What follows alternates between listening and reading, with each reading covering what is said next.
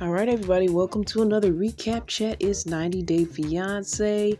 The spinoff is The Other Way. 90 Day Fiance is a reality show that follows couples, one from the US, the other from another country. We follow their ups and downs, their cultural issues, their language barriers and boundaries, and the challenges that they may face as they try to get down the aisle, the different legal ramifications and issues of marrying from a foreign country. All of this is an 90 Day Fiance, and this particular spinoff, The Other Way. Now let's start with Dempsey and Statler. They're on this epic van trip. It doesn't seem very epic, and Statler now has to work 30 days straight and won't be able to see all of the amazing sights as they continue this van trip. But before she has to do her 30-day straight run of work, she decides to take them on a train ride. She finds out that there's like an epic train in the area, so they're gonna hop on and have like this one nice moment before she has to work for 30 days. But she realizes she picked the wrong train tickets, and it's kind of a little lollipop train. It's definitely not epic, but they're gonna make the best of it. It actually looks like a streetcar to me, honestly. It's made like a train, but it drives down the street like a car. There's no tracks involved, but it just kind of looks train-like. But as they're on this train, it's like the movie Planes, Trains, and Automobiles. Because this couple is all about the transportation, the van, and now the train, and what was the other thing, the boat thing, the ferry. So they're all about transportation here. But are they moving in the right direction when it comes to their relationship? It's always been an up or down or iffy situation. Statler just really looks like she's on edge at this moment. Like, aren't you supposed to be getting some downtime, some rest, and just relaxing right before work? But she looks like she's straight up on edge, just being a bit confrontational. The whole thing about Dempsey, are you supporting me enough? She's upset that she's doing a lot of work and Dempsey's not working, and Dempsey does say thank you for working and all of that. She's like, yeah, okay. It wasn't taken very well, but she's kind of mad because Dempsey has the freedom to go and sightsee while she can't do that. She kind of takes this fun moment they're supposed to have and she kind of breaks it down. And Dempsey feels like she's taken for granted, talking about different things that the van needs. Well, since I'm working, then you need to take care of the van and fix the table so I can start working. And is this what you talk about when you're supposed to be having a relaxing sightseeing moment? And Dempsey just seems like the sad housewife. And Statler says she wants equality. And Dempsey's like, you know what? I feel like, am I ever going to be enough for you? And Statler's like, well, you're the go with the flow type, and I'm like looking towards success. We both have different outlooks. Like, are we going to be able to make this work? And I'm looking like, to me, I'm like, shouldn't Statler, okay, yeah, I have to work for 30 days, but I'm glad that the person that I love and care about is able to be on this trip, enjoy themselves, see some sights, maybe bring some pictures back, maybe bring some memorabilia back for me, something. I mean, why is she not happy for her that she can enjoy the time that she can enjoy and just so upset that she's going to be cooped up working? I think she feels like it's her fault and she has to take care of the heavy load, but it's what she signed up for. She knew what she was getting into. And because she had to take certain time off of work, she knew that she had to make up for it. So it's not as if it's Dempsey's fault at all. I mean, why can't she be happy for her that she's able to enjoy the sights? And as soon as she can, she'll be able to do the same thing. She just has a lot of resentment as far as having to carry the load. But again, she knew what she was getting into. Dempsey was transparent. She knew what she signed up for. But now you're going to get upset about the inequality of this relationship. So Statler makes a proposal, or I'll say an ultimatum. Let's say, past the 30 days that she has to work. She say, well, that's not fair. I'm not going to do the 30 days I have to work every day because I'm already tense and on edge. But let's do an extra month behind that. So in 2 months, if we're not feeling good, we check in with each other and things are still off or messy, then we're going to sell the van and part ways. And Dempsey appears to agree with that. It seems like they're kind of making up, but then they're showing, clips of how they first met. And it's making me feel like they're breaking up at the same time, but they're trying to make it work and stay together. So I know the season's about to end up, so I don't know if that's why they did things this way, but it was a little confusing. Like, are they breaking up because you're showing the good times as if this may be coming to an end, or are they just reminiscing about the good times, and is that going to hold them together? I got a little confused with that part, but as far as I can see at this time, they are going to try to make it work, and we'll see where they are in a couple of months. Shekinah and Sarper, and they kind of get on my nerves, guys. I mean, they're the couple that's a little bit too much for me. I do have to say Shekinah got her nose shaped by Sarper, and it actually does look pretty good. I'm not a big advocate on plastic surgery, still I'm not, but the nose came out pretty good. I wouldn't suggest any further surgeries. I don't want to see a botched situation, so I wouldn't suggest more, but just stop right there. I think you're okay at this point. That's just my opinion. And again, she goes back and thinks about how Sarper was such a good caretaker for her. Both her eyes were black, her nose, was done, and it was all of these different. He said she looked homeless and all of that, which was weird to me.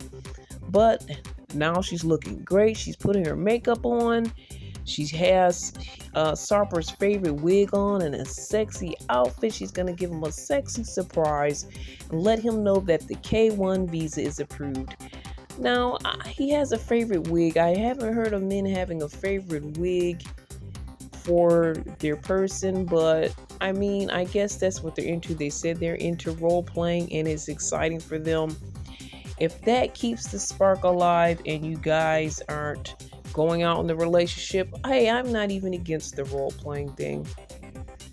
When he gets home, he's like, she's in this outfit, she's wearing his favorite wig. He's like, you look epic. Who are you? You came from looking homeless to now looking like this. And she's like, I came from being so ugly to now I look, and he still was like on my side, taking care of me. Now I look the best ever. And she was like, I have a surprise for you. He's like, are we going to make a sex tape? And she's like, no. Well, you have your K1 visa and now you can come to America. He's not very happy about it, but he fakes it. He doesn't really want to go to the U.S. His surprise for her, he's like, look, I have a surprise for you too. I'm going to put on my little weird outfit. He looks like a weird pirate thug, and he's dancing, doing one of his dances that he used to do back in the day. Probably not that long ago, because he was a dancer. So this was just another weird moment between Shekinah and Sarper, but they were enjoying themselves. And he was talking about how they like to role play, and she's like a different girl, a different person every time. And he tells her to go in the bedroom and wait for him. But then he goes and talks to the dog. I forgot the dog's name. But he asked the dog, can you give us some privacy? You're always in the room with us. Can you give us some privacy, please? So I thought that was funny. The dog did get on the couch like he asked, but then it looked like he was trying to follow him in the room anyway. So not sure how that went. Then we cut to the cousin. I think her name is Fusen or something like that. She meets Sarper at this clothing shop. So we're like, what's going on here? And he gets her advice that he's going to be shopping for a suit, letting us know that he is going to be proposing to Shekinah. They're going to have a special engagement ceremony, which is a custom in Turkey. Not only do they have you know, the traditional proposal, but they have a whole ceremony involved with that. So we get to see what that's like. Um, then he lets us know, hey, I had a bad marriage. When I used to dance, my family was like shocked by this and pressured me to start a family and kind of be like a regular guy and be more of customary type of person in society. So he said that was the worst year of his life and he never wants to marry again. And he said he wouldn't, but I guess Shekinah is giving him reasons to break that truce that he had for himself. So part of his plan is also to convince her to stay in Turkey. So I guess a part of the visa process is that you do have to get married, which I didn't really think about it that way, but that's maybe the only way the visa will go through properly is if marriage takes place and you sponsor that person, something on that nature. Now, I'd like to learn more about that because I have heard that you can sponsor people and not be married to them. I'm not fully sure how that works. But in this case, the marriage has to happen. So he's like, well, let me see if I can get her to marry me in Turkey so we don't have to go to the US. And I don't know why he can't just tell her how he feels. But I think this is great what he's doing, but I feel like it's a little tricky and I don't like the tricky part. I think she's really gonna be happy, but you could just tell her you don't wanna go to the US. I think he's a little bit up in I actually think he would go to the US, but he might go back and forth. I feel like he's a little more open to it than he's letting us know, but that's just my opinion, my thoughts. But definitely it seems like he really wants to stay in Turkey. And the cousin Fusen said so. The cousin also, she didn't really want to get into his head and like convince him of anything, but she did say she felt things would be better if they don't get married yet. But I'm glad how she didn't really pressure him or push her opinion on him, but she did share how she felt. So I guess we're gonna be seeing a proposal next time for Shekinah and Sarper, and we'll see how that's gonna go. If it goes great, congratulations. I really don't see why it wouldn't, unless he kind of breaks to her that, hey, I also, by the way, I don't want to go to the US. Also, talking about breaking news at a bad time. It's the day after the wedding. They're on a high. They said the wedding was amazing. They go to have tea and talk. And then James has to bring up, oh, by the way, we have to return to the US. The wedding made us broke. Let's go back to the US. We can learn kind of what we need to do to come back, save money, and return to Indonesia. We don't have to stay in the US forever. But Tata or Natalia's like, you know what? I really don't want to go back. She hated the environment there. She felt lonely. And she didn't feel like she had a purpose. He was always gone. She wasn't able to drive or do things. So she felt kind of trapped. He says he hasn't talked to his dad and he kind of needs to beg for his job back. And she's upset that he's giving in too fast and not giving it more time there in Indonesia when she had to be in the US for 3.5 years. And it sounds like the worst years of her life. Honestly, if it were me, I'd be like, okay, honey, go ahead. You go without me and just bring that money back and I'll see you later. Honestly, she has such a strong bond with her family. I don't see why they wouldn't take that route, except for the fact that, of course, he still wants to have his wife around. I'm sure she wants to have her husband around. But I'm sorry, she seems happier there. And if he's planning on coming back anyway, he can make all the money and come back because it appears that she's not even working there anyway. So after this conversation, she talks to her sisters. The one she's really closest to, Angel, she's crying. But first, Tata's crying, and then her sister does like a really weird, crazy cry, and they both kind of crazy cry together, and it's kind of a little bit funny. But one of the sisters isn't crying at all. She's kind of not that emotional, I guess. She's kind of like most people. She's patting them though and comforting them, but like she's not really crying. I thought that was a funny juxtaposition of the three sisters. But she feels like she needs that family support, that family love, and she can't really choose. And so her and James talk again. He's like, what happened? What when you went to go talk, and who did you talk to, and all that. And she was like, I basically told my sisters that you're not able to really support me, so we had to go back to the US. And he's mad that she told their business and like, hey, that's between us. Now that makes me look bad and makes me look like a loser.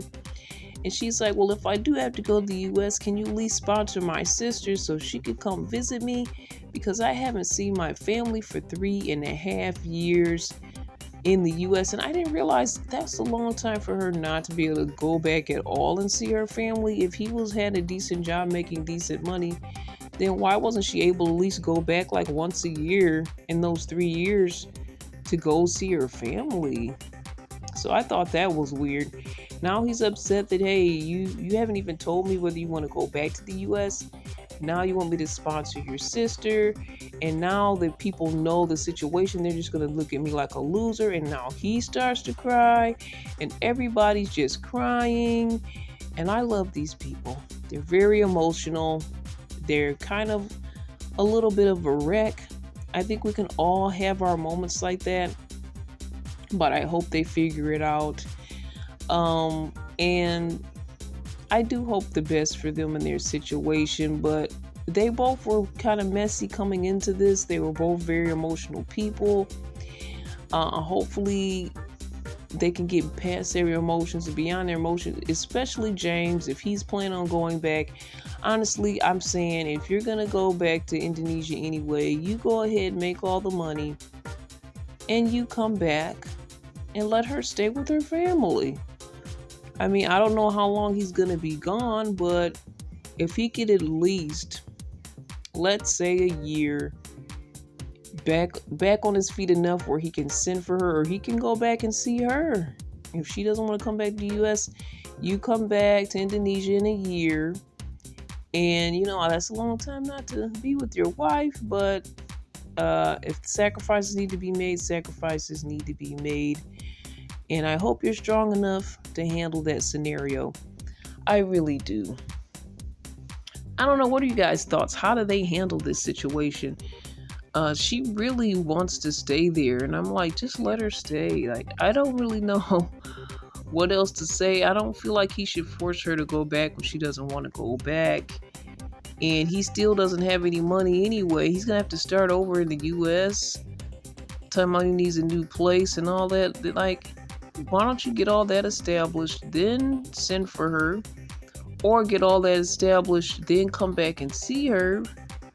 At least you'll have ample time with her family. She could come see him. They can make some more plans. I don't know. She feels like she's just going to be trapped in the US again otherwise. She needs options, man. She needs options. So thoughts, comments, questions, email me at cbiztv@yahoo.com, where we continue to talk faith, love, and trends right here. We'll talk more about 90 Day Fiance, other dating and love relationship shows. Check out our different playlists where we have some great guests, and our single Christian girl content as well. We have a separate playlist for that also. So check us out anytime. Thanks for joining us. Talk to you again later. All the best. This is Irene. God bless.